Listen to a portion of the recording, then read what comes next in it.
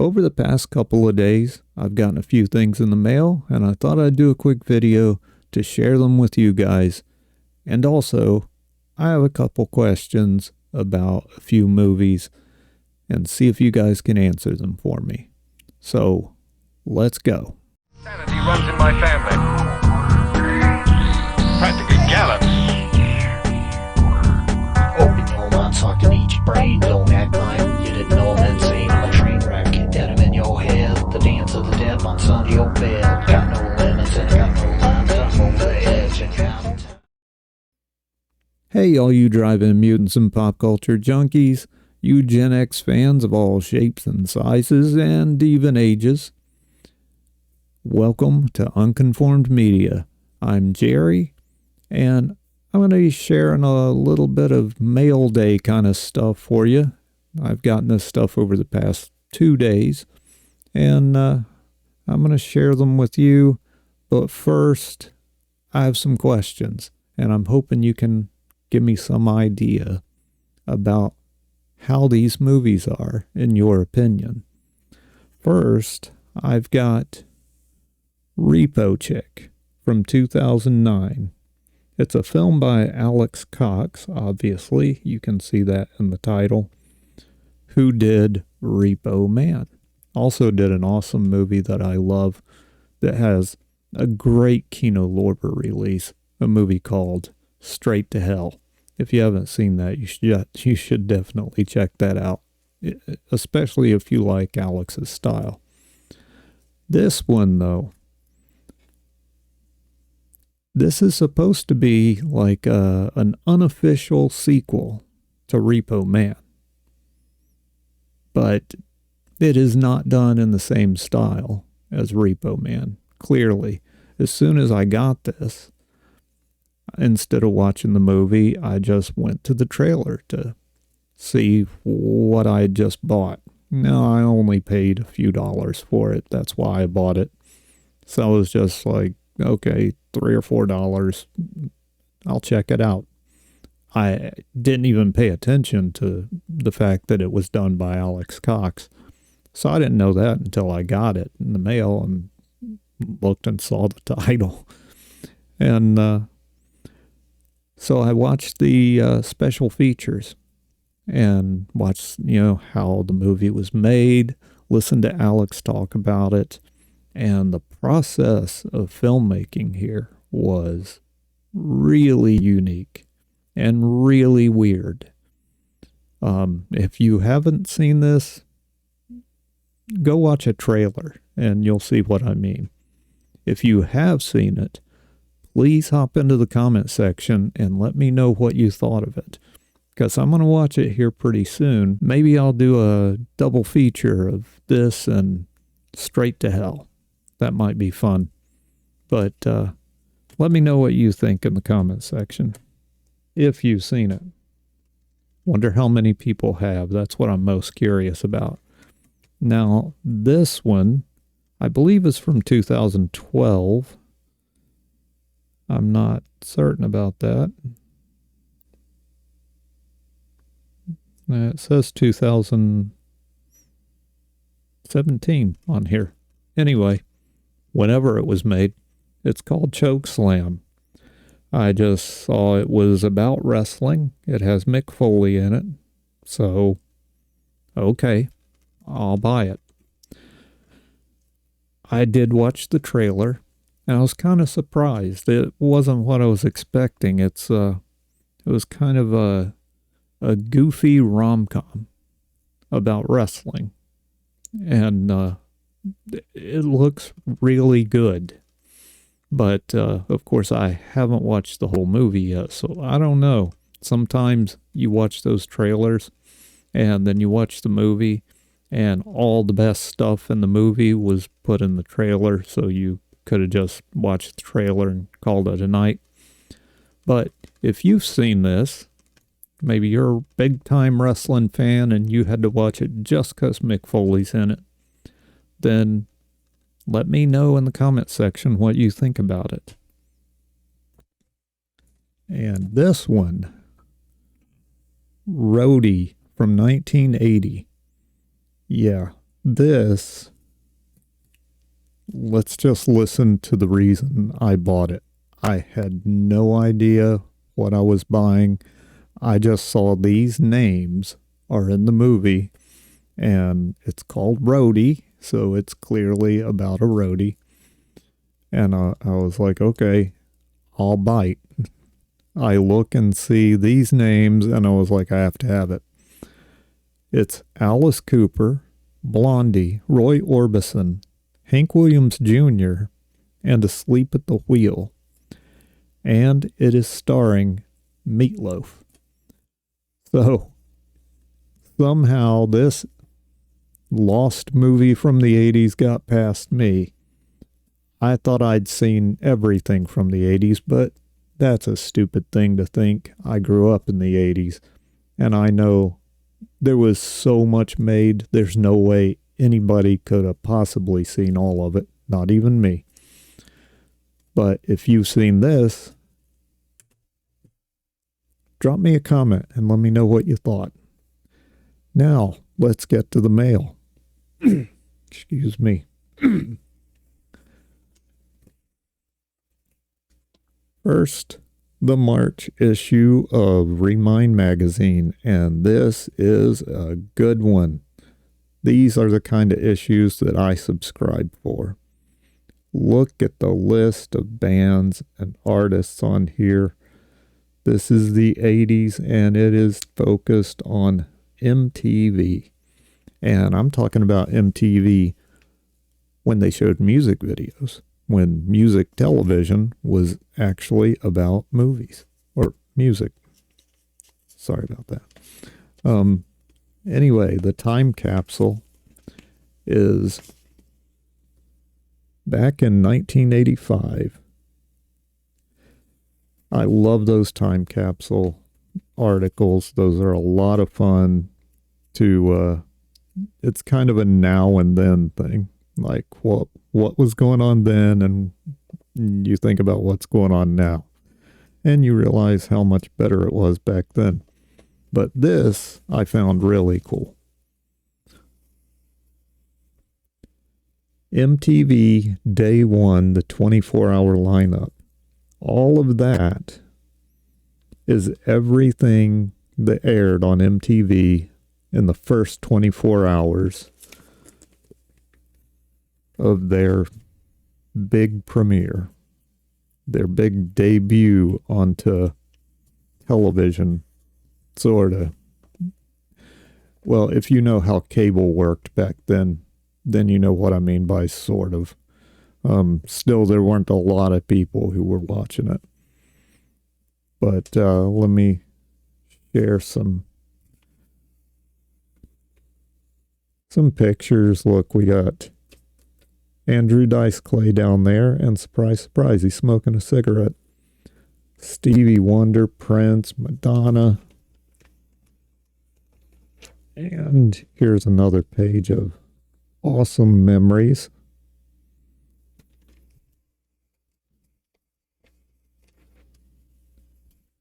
And a little bit there. Some different quotes from different people from the 80s. Excuse me, I don't know what's wrong with my voice. Actually, I do know what's wrong with my voice. I already recorded this video. Yeah, I shot it just not even 20 minutes ago. And for some reason, I didn't think to check my audio. So I kept trying to figure out, why is there no audio on this video? What happened? Did my earpiece go out? What's going on? And I'm checking all my connections and everything. And then I just realized that I never checked to make sure in the mixer that there was a reading. It was completely dead, so there was no audio whatsoever. So my voice is kind of shot. So I apologize for that. But anyway, if you're not familiar with Remind magazine, you should get familiar with it. They do not pay me to say that. Nobody pays me to say anything. I just say whatever I think. Not even YouTube pays me. So you never have to worry about that. Moving on, I got season 4 of Game of Thrones. A very dark cover there. Taken off the slip cover. Got that typical thing from this line. Now, I don't really know the details and I haven't looked into it, but evidently they did 2 different lines of Blu-ray releases, because I'm noticing there's always 2 different versions that look completely different. And I've been buying them for a few months now, just kind of going back and grabbing one here and there. I find them, new, factory sealed, unopened for like $10 on eBay. So I buy them just so I can have them. And I'm trying to make sure my set matches. So I have to keep an eye out, to make sure I don't buy the wrong version. I have no idea if that would change my viewing of it at all, if there's different special features. If anybody knows and you want to say something in the comments, go right ahead. I won't go through all of this thing, but here's the digipack once you get the covers off. They're all from this line. They're all the same style. And personally, I like it a lot. Oh, and I'm sure there's some people going, why don't you just get the 4K set? I have HBO Max. I've had HBO Max for a while. I canceled HBO Max several months back. And I had HBO Max before it was HBO Max. I had HBO Go or HBO something. I had some kind of HBO app that it was a standalone app. So then they became HBO Max. I thought it was really cool. Then I got really angry because they got rid of Mad TV. And then they raised their price.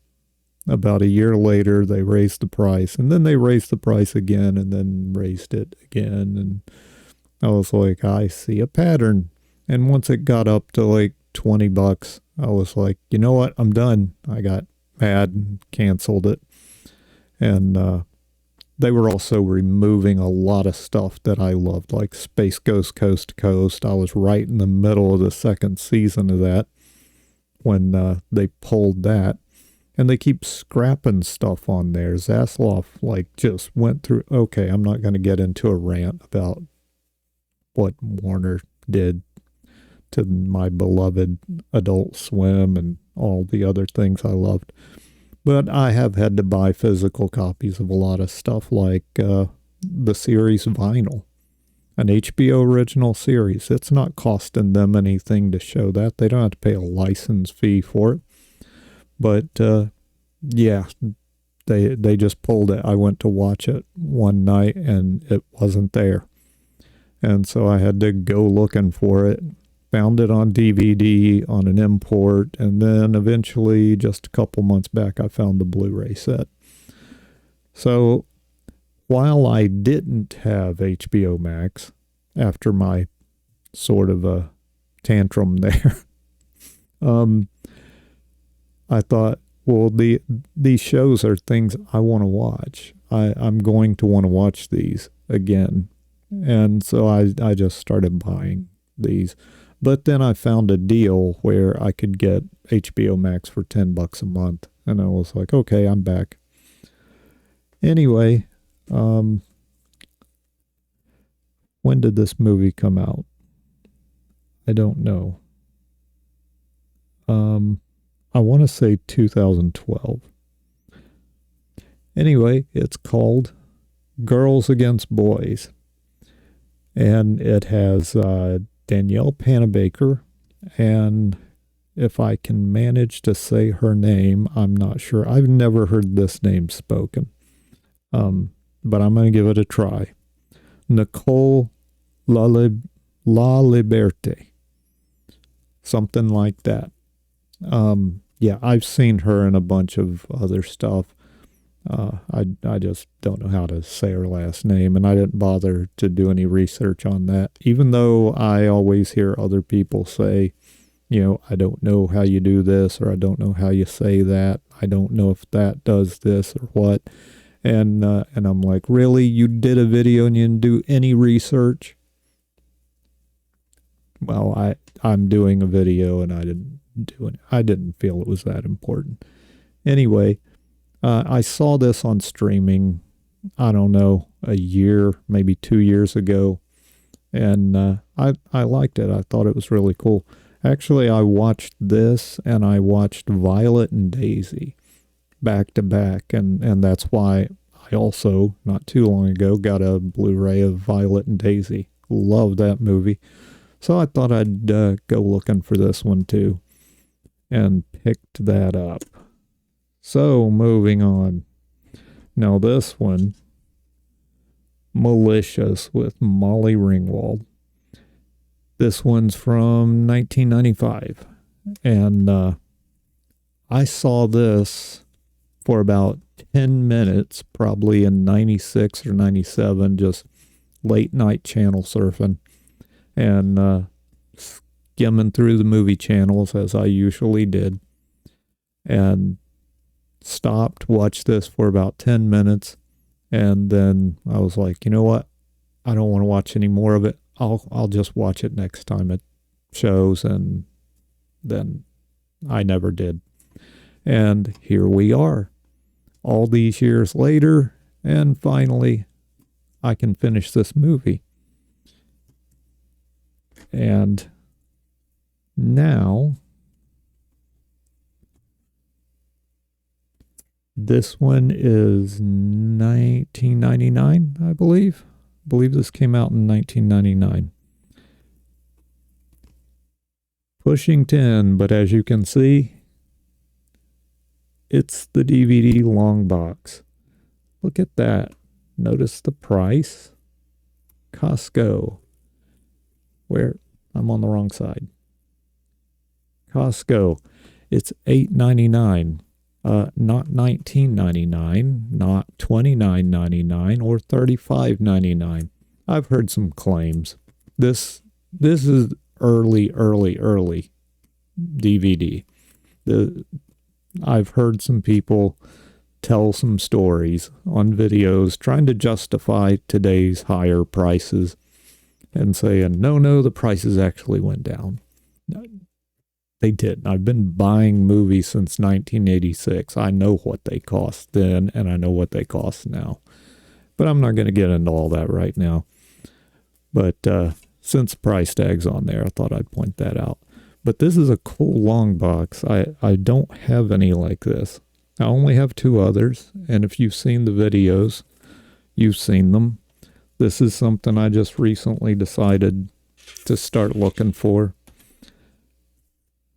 You usually don't find anything. If you search DVD long box, sometimes they list that on eBay, but usually they don't. So it's something I usually come across by accident. Now, that movie, Pushing 10, let's talk about that and why you should check that out. This was probably about 2001, 2002. That was the golden era of DVD, but VHS was still around, and a lot of people were still using it. Like me, I still had tons of VHS, and actually I still do have all of those movies. I just have them in storage right now. But at the time, I was still regularly watching VHS. So Meyer was getting rid of all the VHS. And what was happening, and I just recently found out about this, the reason all of these very rare, unheard of movies would come just flowing into the stores. The shelves would be stocked with these movies they were trying to get rid of for $4 or $5. And what was happening was the companies, the studios, still had all this stuff left over that hadn't sold, and they had to get rid of it. So they were just pouring it out to those department stores. Like, here, you guys deal with it. So I would just drop by after work every night and just walk through and see what else was on the shelves. And I'd usually pick up 2 or 3 movies to go home and watch while I ate my dinner. And I discovered some really cool movies that way, like Donnie Darko, for example, and Ghost World, which became a favorite of mine. But Pushing 10 was one of them. A VHS that I got for a few bucks at Meijer.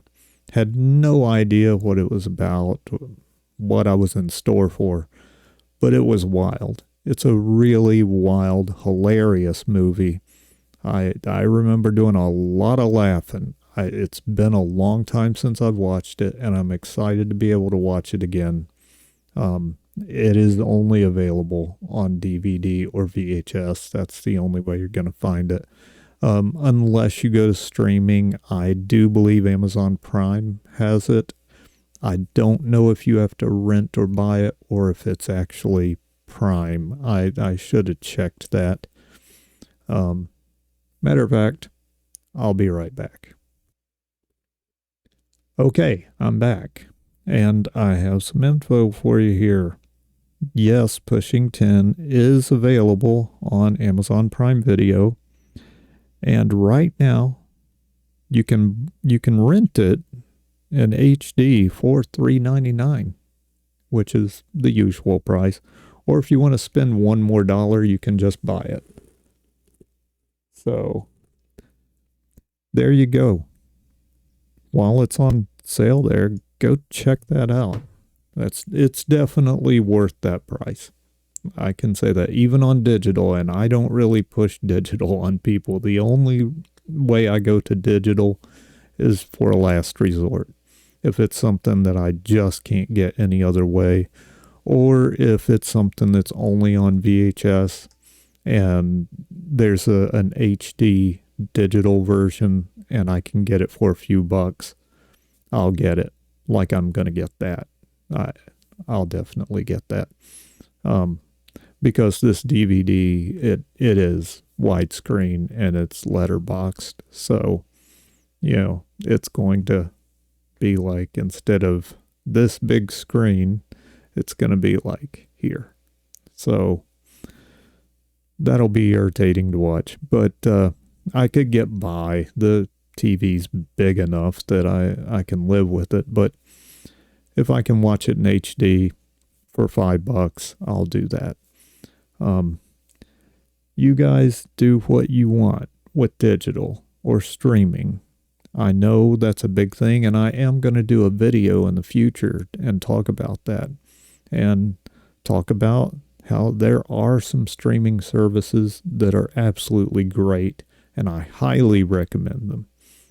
I'll just throw one out right now because it's always the first thing that comes to mind when somebody wants to know if there are any good streaming services I could recommend. And that is Night Flight Plus. I'm not going to go into all the details, but they have boutique label sections like Vinegar Syndrome, Arrow, Full Moon, what else? Blue Underground. They've got tons of Severin is on there. So they'll have several titles from each boutique label on there. Also, they have this awesome live stream thing going on constantly. They're showing movies, and on there are 2 channels. There are 2 different streams going. You can pick which one to watch. On one, you can get episodes of Night Flight, which, if you don't know what Night Flight is, I won't go into it all now. I'll do a whole episode and talk about Night Flight. But that's an old series that used to be on.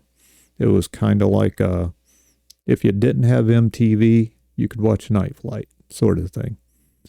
But it was really cool. It was really awesome. And there are tons of awesome music videos on there that I love to go back and watch and kind of relive those episodes. that I did watch when I was a kid. So that's showing on one stream, and then the other live streaming channel is horror and cult movies. And I think they did add another one as well. I can't be certain, but I do think they added a third one where they're showing something else. But the horror and cult, it's just that. It's always horror movies and cult movies showing constantly on a stream. So they have a guide. You can look at the guide and see what's coming up. And if you see something on that looks really cool and you're like, well, I want to watch the whole thing, I don't want to start in the middle, you can look at the guide and see the title and then go look it up. You can search for it or you can just browse around. But there's all kinds of cool stuff, lots of trauma, and tons and tons and tons. If you like music documentaries and live concerts, there's tons of those on there. And then just weird cult movies and TV. Weird cult movies and weird cult TV, because that's definitely a thing. They have things like Captain Power, kind of cartoon. It was a series, and part of it's cartoon. These red sensors, you notice them. If you had the toy, you could shoot your TV screen and get points. And I had the Captain Power jet, and you could get shot at from your TV, and you could shoot at your TV. Not literally, it was lasers. So, it's just using sensors, because those animated parts that are red glowing things, those are your targets. And then those would also come at you to say, we're firing back. Really cool. And they even have like Jane Fonda's workout and Dr. Ruth. I just recently watched the Dr. Ruth episode where she had Anthrax on as a guest. That was awesome to see that again. That was a lot of fun. And if you haven't seen that, come on. It's worth the price of admission just to see that. There's tons more stuff on there. I've discovered so many movies through Night Flight or Night Flight Plus. But it is right now, I think it's like $4.99, $5.99. So I think it's around $5. It's right around $5 a month. And you get all of that stuff and way more. There's no way I can sit here and name all of the stuff on there. But, and you have access not just to the live stream of Night Flight episodes, but there's a whole section of episodes of Night Flight, and some of them, my favorite ones, are as aired, which means they still have the commercials that aired back then. So the date will come up on the screen like, July 13th, 1983. And you're going to watch it just as it aired when it was on TV on that date. So really cool. I am not an anti-streaming guy. I am not anti-digital. I warn people against digital. I warn people, don't rely on streaming. Don't rely on digital.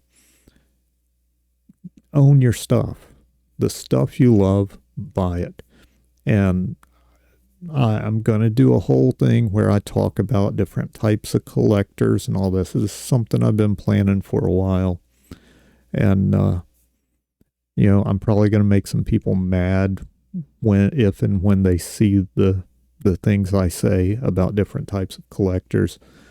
Because there's some types of collectors I really don't like, and they're doing a lot of damage. They're hurting other people who just really love movies while they're treating them like Pokemon cards. But I won't get into all that. That'll make me start a rant. Anyway, I don't even know why I started talking about streaming and all that stuff. Whatever. Because I recommended that you go buy something digital. Yeah, if that's the only way you can get it in HD, go for it. I'm not going to hold it against you. The only thing is, don't be surprised if one day Amazon decides we don't want to pay the license for this anymore, and then it's suddenly gone. Plus, the Amazon Prime library is that menu is just awful. All it is one line scrolling endlessly to the right. Ugh. By the time you find, if it's one of the earlier movies or TV shows you bought, and you bought a lot like me, because it does add things like when you type in your digital codes and cache those in, that appears there too if you have your accounts connected, which I do. So I have several hundred titles just going endlessly to the right. And by the time I would get to what I'm looking for, I don't even want to watch it anymore. I don't have time. I gotta go. Speaking of gotta go, I gotta go. So I'm just gonna say to you, farewell, pop culture nerds. And remember, it's hip to be square. So corrode your conformity.